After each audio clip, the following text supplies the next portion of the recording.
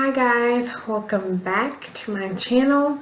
If you couldn't tell by the title of this video, this is not a beauty video or a fashion video or anything like that. This video is about me, which is why I am free with no makeup on in my house with my pajamas on right now, because it's not about looking pretty or what kind of eye look or what I'm wearing for the day or anything like that. It's just about me and about what I've been through in the short time that I've been living on this planet. So let's get started. I guess to jump right into it. Hello, if you don't know already, my name is Tia. Well, it's my nickname. My birth name is Jatia, but I go by Tia because everybody gets that like messed up and they always say Jasha or Jadia or whatever else they want to say. So I go simple for something to figure out. I'm 20 years old, which is pretty young, obviously. So I'm 20 years young. And I don't know, I mean, I'm goofy. I'm a goofy 20-year-old that says things that people are thinking but they would never say, and I'm crazy and I'm outgoing and I'm spontaneous and I'm like jittery and everything like that. But even though I'm so happy and full of life today, I definitely was not like that my whole entire life. And when I say that, I mean when I was in middle school, there was one group that lasted the whole way from middle school to high school, and then there's another group that started in high school and it ended in high school. And I mean, I was called everything. I remember I had my hair cut and I was called bald head. I came to school without glasses for the first time, and I was wearing contacts, and I looked weird all of a sudden. I've been called a transvestite. I've been called dog face. I mean, my feet have been picked on because they're big. I've been literally called every single thing in the book. And I mean, I've had like a door pushed in my face. I've had a balloon that was claimed to be filled with bleach, but I don't know if it was filled with bleach, thrown at me. I mean, I've been through a lot, and it's crazy to me because I never understood why those things were happening to me. I mean, when I was in middle school, I didn't know that they were called bullies. I mean, I knew they were this particular group that was happening in middle school, or that was bullying me in middle school. I knew they were like, I guess, the mean girls, and they always like, I guess, make comments about people or whatever, and I knew what they were saying to me and calling me. It hurt my feelings, obviously, but I didn't know that it was a such thing called bullying, and I didn't know that you go and you tell like somebody if you're being bullied or whatever, because in middle school, I don't think I told my parents, but to be honest, I think high school was a lot worse because I was understanding what was going on and that I was actually being bullied. And not only did I feel embarrassed to tell any of my friends, but I just didn't understand why. I didn't know what exactly I did to them to be called this or to like have this done to me.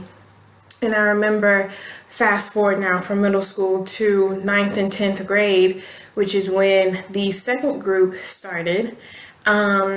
And I remember my dad having to come to my school, the high school I was at, and he talked to the principal and everything, and the girls ended up having to write me a letter or whatever, apologizing and I guess saying they were sorry or whatever. But I don't know, I always wondered, like, what was the point? I mean, especially for them, because I think that was my first time, like 9th grade, obviously you're a freshman, so that was my first time, meeting them or whatever, or like really being around them, and we all had mutual friends. I just didn't understand, why me? And I remember I would come home and I would call my sister and I would be crying, like literally bawling my eyes out, and I just would hate going. Outside of my family know that I was bullied my whole time in high school. And so keep going forward. Fortunately, that group, that group of girls, they moved away, so I didn't have to deal with them anymore. And junior year was pretty okay. And then senior year came around, and then that's when the other group continued. And I was just like, oh my gosh, like I couldn't do anything. I felt like I was kind of trapped. Like I couldn't wear what I wanted to wear. I couldn't say what I wanted to say. I couldn't be where I wanted to be at. And it was just extremely frustrating for me because I would literally be scared to go in the bathroom just to take a bathroom break, because I would be afraid that one or two of them or three of them would be in there and they would say something or whatever, or a situation would occur and I would end up getting jumped. So it was just so crazy for high school. And my dad always told me, obviously my parents knew, and they always told me to ignore them and, not do anything to them, as long as you're not doing anything to them for them to do this to you, which I wasn't. Just keep on ignoring them, whatever. They're jealous, they're this, they're that. And I mean, I understood that, but at the same time, everybody gets to a point where it's like, you can ignore them all day, but that doesn't mean that it still doesn't hurt. And that doesn't mean that you're not going to come home every day after school when all you're trying to do is just go to school, get your education, and, hang out with your friends throughout that. And you can't even do that because you have a group over here that for some reason gets enjoyment out of bringing somebody down for no specific reason at all. And I don't know, I got better at trying to, I guess, deal with it when I was a senior. But then there was an issue or a situation where the friends that I had, a couple of the friends that I had during that time, and one of them I'm still friends with, they actually started becoming friends with the people that was bullying me and have been bullying me since I was in 7th or 8th grade. And granted, obviously they didn't know. I never told them that I was being bullied. But they became friends with them. And, I would start to see like one of them from the group, and then my friends, they would like be hanging out somewhere, or I don't know, go to a party or something like that. And it's crazy to me because even though I know that I never told my friends that I was being bullied by them, I'm pretty sure that those girls who were bullying me expressed that they did not like me or whatever. So I'm pretty sure that that was known. And it was really heartbreaking for me because I had two close friends, and it's extremely difficult to see your friends being friends with the people who are bullying you, and it just makes you feel even more alone and like you can't even talk to anybody. And so I came to high school with this one friend, and I actually did leave high school without any friends. And we were like kind of on rocky pages until, fast forward past graduation, and I had her over my house and everything, and I was going to sign her yearbook because I was about to go to college. I was going to college earlier than everybody else. I started in the summer, and she had accidentally left her yearbook here. And me and this girl that I'm talking about, we're still friends to this day. We've talked about it and everything like that. But yeah, she had left her yearbook here on accident, and I was just flipping through it trying to find a page to write on. And as soon as I opened just the cover page, I didn't even flip a page yet, but I opened the cover page and I saw my name written on her yearbook. And I thought that was kind of weird because, one, this isn't my yearbook, and two, if this is somebody else writing in your yearbook, why would my name even be mentioned or written on there? And it actually was two of the girls that had been bullying my whole, I guess basically my whole life. They wrote in her yearbook in Sharpie that they were so happy that she's not like dog-faced Tia or transvestite Tia. And I remember it was two of them. One called me a dog face in their paragraph, and the other one called me a transvestite. And I just remember reading that, and I was in shock because I'm like, you're supposed to be my best friend, and you're letting them write this in here. Like, I don't know. It was crazy to me because I was like, what? Like, I graduated high school and everything. We're finished with high school. We're all about to go to college. And I'm still getting taunted by these girls for no reason at all. And I remember just crying. I've never cried that hard in my life. I remember walking over my dad's room and I was just crying my eyes out. And they didn't understand what was going on because she had just left the house. Everything was all good and we were laughing and everything like that, and I just gave them the yearbook and I told them to read it, and my dad and my sister were just trying to get me to calm down, and my dad was just telling me, it's a lesson for you to learn really, and who to trust, and he was just explaining to me how he told me that I wouldn't leave school with the same friends that I came in with, and it was just crazy to me because what he said was so true. I was leaving my hometown without any friends. I had nobody that I could trust, nobody that I could talk to. I had no friends at this point. And I'm 17 years old at this time. I was 17 when I graduated, and when I went to college, I was 17 years old. So it was really sad and disappointing for my friends to become friends with them, even though I know they didn't know. But it's just, and then to see what she wrote, what the group, I guess, wrote in my friend's yearbook, it's just ridiculous to me to how rude and just disrespectful people can be, young girls could be to other young girls for no reason, because they're jealous, or because they look better, or because they have on something that they wanted to have, or because they have friends that they want to have, or whatever. Like, I've never understood why you want to tear somebody else down just to make yourself feel better.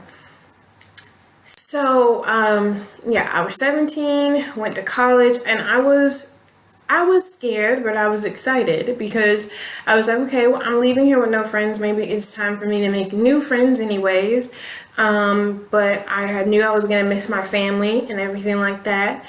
And college was completely different. It was completely different than what I expected. Everybody in the, I guess, what is it called? The dorm hall or whatever, the hall that I was on, or from the people that I was around, they mostly wanted to go to clubs and party and everything like that. And I mean, obviously a good party here and there is fine, but it was like a every type of night, definitely every weekend type of thing. And I'm 17, I can't even get into a club yet, and they would drink and everything. They would bring guys home, like my roommate brought guys home and everything. I'm like, oh my gosh, this is completely different than what I expected. Even though you expect to go to college and you like expect to party and everything, I was just not in that element at all. And I don't know if that was because I just wasn't expecting it, or if it was hormones, because during the summer slash beginning of fall of my, I guess, college career, I found out I was pregnant. And I found out one day when summer session, my summer session was over. So I was home for probably a couple of weeks or so until I had to go back for the fall. But I just remember being home and I was wearing a shirt that represented that college I was going to at the time. And it wasn't even a fitted shirt or anything like that, but my dad, I was walking through the kitchen, I was about to go into my room, and my dad walked in from the garage, and he just stopped and he looked at me, and he goes, "Tia, you're pregnant." And I just remember being like, I was like, "Thanks a lot, Dad." Even though I didn't take any tests or anything like that up to this point. So I guess I didn't know. I just didn't think about it or anything like that. And I just remember being like, "Thanks a lot, Dad." And I went and I ran into my room and I was crying and I closed my door and everything like that. And it's like I didn't want to believe it. I don't know. I guess I was in denial the whole time or whatever. But yeah, my dad actually told me that I was pregnant. So I had to go back to school, obviously. And I didn't want to go. I remember the day or the night before we were leaving, or the night before we left to take me back to school. I just remember having a really bad anxiety attack. I was sleeping in the bed with my sister and I was having like pretty bad anxiety attacks, and she had to go and get my dad and everything. And I was just crying. I was crying, and I don't even know I was crying. I don't know if I was crying because I was scared because I'm pregnant and I'm 17, about to turn 18, or if I just really did not want to go back to school because I was going to miss my family too much, or if it was a combination of the two, which I'm guessing it was. I was just crying, and I didn't want to disappoint anybody. And I think that was my biggest thing. I felt like I was disappointing my parents. Here I am. I'm supposed to go to school. I'm supposed to have a job and, then start a family after I get my career. And that did not turn out that way. It went the complete opposite, actually. And I felt like I was disappointing myself. And, I just didn't know how I was going to handle being a mom, and I'm still so young. So I fast forward to me being 18, because my birthday started the school semester for fall. So I'm 18 and I am 5 months pregnant. Yes, I'm 5 months pregnant. And I hated my life. And when I say that, I mean, I wanted to go home. I did not want to be where I was at the school that I was at. I did not want to be there. I didn't want to hang out with any of the people that was in my class or was on my dorm or whatever. I didn't want to eat any of the food that was there because it was nasty. I wanted some home cooked food from my mom. And then on top of that, I'm dealing with being 5 months pregnant. I'm dealing with the father of my child. We were dating at the time, being unfaithful. A month later comes and I'm 6 months pregnant, and we were trying to find a doctor that I could go see, but nobody in that area was taking new patients, and I didn't have a car on campus. So luckily for me though, every class that I need to go to was relatively close to my dorm, so I walked all day every day. And I'm 6 months pregnant. My parents came to visit, and I'm definitely showing. I was never huge while I was pregnant, but I was showing if you looked. So I remember our plan was to go to the hospital to see exactly how far along I was in my pregnancy, and to see if there was any doctor that they could, refer me to and everything like that. But that did not go as planned. I ended up being hospitalized for 3 days. And what was going on was they said I was about to give birth. They said that I was 2 centimeters dilated. And from my understanding, it went from me entering urgent care, going through an ultrasound, everything's good. We found out it's a girl. Yay, we're happy. And luckily for me, I forgot to mention this, but luckily for me, my parents were 1,000,000% supportive. And I think when I finally realized that, that's when I realized everything was going to be okay, because I know there's a lot of girls who are in the same situation as me that don't have the support system that I do have. And I was so thankful, I still am thankful for that. So yeah, it went from me going through urgent care, me going through ultrasound, they found out it's a girl, to me needing a stitch or some stitches in my cervix, to me being hospitalized for 3 days because the baby was coming down. I was about to give birth. And the baby doctor or whatever, I remember him coming in. And he was telling me, he was like, okay, if you give birth, she has a 50-50 chance of living. And if she does live, she's going to have this and whatever else and everything under the moon, which I understand. He had to do his job. He had to let me know what's going on. But I am 18. I'm technically just finding out that I'm pregnant. I'm just finding out that it's a girl this same day. And this day was not supposed to go like this. I was not supposed to be in this hospital for 3 days because I'm about to give birth. That wasn't about to happen. I mean, I don't even think she was a pound yet, if she was. So it was just crazy, man. I just was crying, and it was just so sad. And I was trying to I would do anything to keep her up there and to make sure that that nothing else bad happened. So when I was released from the hospital, I was put on bed rest. So I had to withdraw from college. And I came back home, and we found a great doctor here. And throughout the rest of my pregnancy, from 7.5 months to whenever I gave birth, the father of my baby, we were having a lot of ups and downs, mostly downs than ups, and a lot of situations where he wanted the complete control, which I never agreed on. I always thought, it's 50-50. It's not 100% yours. It's half mine. She's half mine and half yours. Obviously. So yeah, there was a lot of issues there.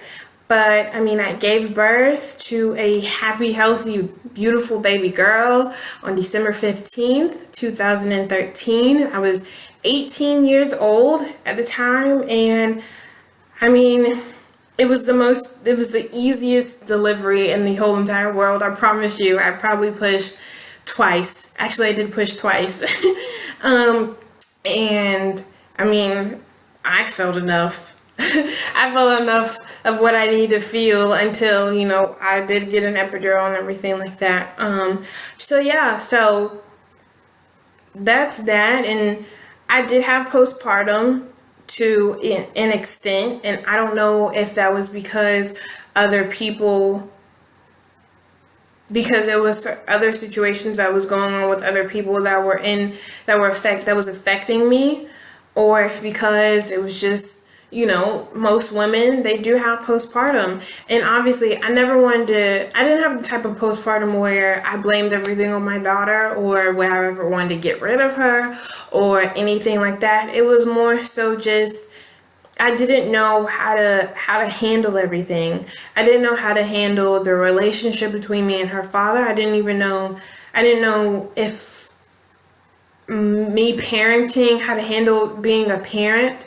And I was scared. I didn't want to, I know a lot of people say you can't mess up, this is your first child, so you can't mess up, you're just learning. But I didn't want to mess up. I wanted everything to be perfect. And luckily I had, my mom and my dad and my grandma and my sister here to help me with whatever I needed. If I needed to just take a shower or pump or whatever I needed, they were here to help. So I'm really thankful that they were all here with a helping hand, closer to when she was born, because that helped me out a lot. And it's kind of crazy because I'm kind of thankful that all those things happened to me at such a young age, because it's made me who I am today.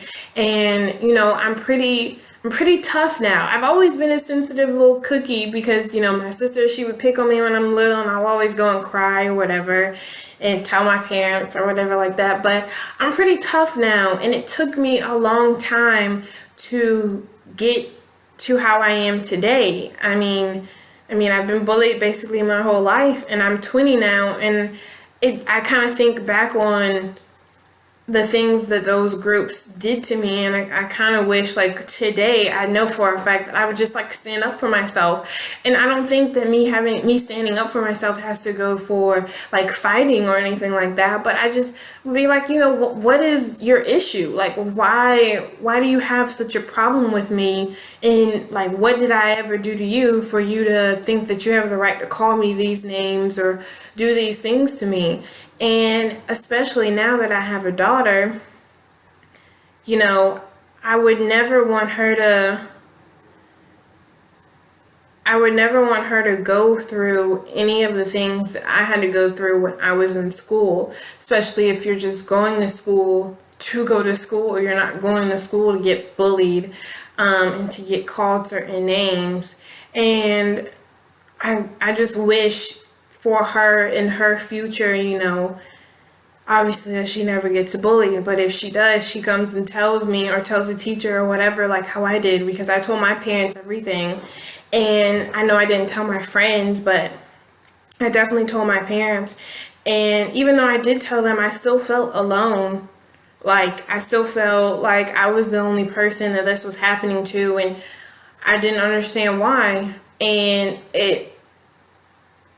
today, these days I'm realizing obviously I was never alone. They probably did it to other people, and there's hundreds and thousands of people around the world that are still getting bullied to this day and have actually taken their lives because of it. And I'm just so thankful that, I don't know, it's just it's such a sensitive subject for me, but I just hope that my daughter can grow up knowing who she is. She doesn't let what anybody else say to her affect her. She does what she wants to do, and she knows who she is, who she is, and she doesn't let anybody tell her who she is. And she just lives a happy life. I just hope, I don't know, I don't want to cry. But it is kind of sad to think about, if that was to happen to her. I don't know what I would do. I guess I would do what my parents did, but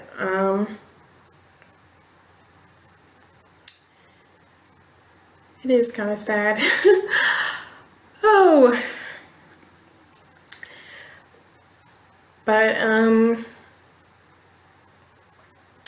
yeah. Okay, I'm not trying to cry on camera. But, yeah. So, I mean, I just wanted to tell you guys this story because in case it just helps one person out, you know, just to know that they aren't alone. If any of these things have happened to you, or if you've gone through anything similar and everything like that, you know, there are people out there that can help you and have been through the same things that you've been through. And even though you guys might see me and I'm like doing my makeup or showing you my outfits, or, you know, I'm all happy and I'm smiling and everything like that, you know, there's a lot more to me that meets the eye. And, you know, I'm a pretty strong girl thanks to those groups now. And, you know, I'm just Tia. I'm just Tia. Like, I don't know. I don't know. So, thank you guys so much for watching this video. I hope it's not too long or anything like that. I just really wanted to share this story with you. And yeah, so I'll catch you guys soon. Bye, guys.